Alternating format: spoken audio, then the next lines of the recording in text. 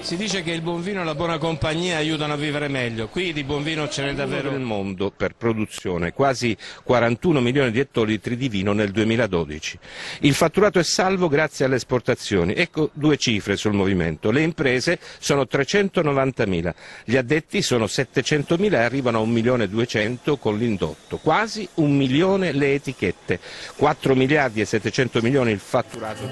Diciamo innanzitutto che oggi è il vero giorno dei contatti commerciali, perché ieri era più che altro un giorno di visitatori. Oggi negli stand si cominciano a registrare i primi affari importanti. Presenza massiccia di cinesi, questo è il dato particolare.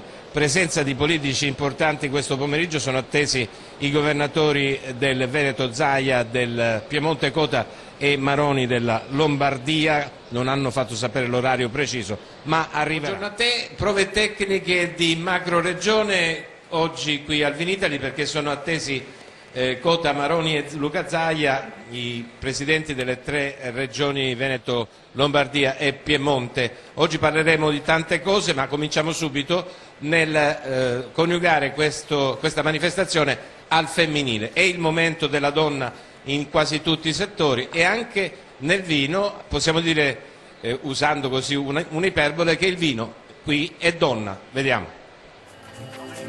Curiosità c'è anche da queste parti, anzi più di una curiosità. Pensa, per esempio, esiste un vino che si chiama Cresecco, che è un'imitazione del nostro Prosecco e viene dalla Germania. Poi c'è un Barbera prodotto in Slovenia, poi ci sono dei kit di vino prodotti negli Stati Uniti che ripropongono la creazione del vino. Insomma, quanto di peggio possa esistere. Il vino italiano è quello migliore, è il migliore nel mondo per esportazione, e lo dimostrano gli affari che si stanno concludendo in questo momento. Abbiamo cercato di racchiudere il buono, il brutto e il cattivo in questo servizio. Vediamo.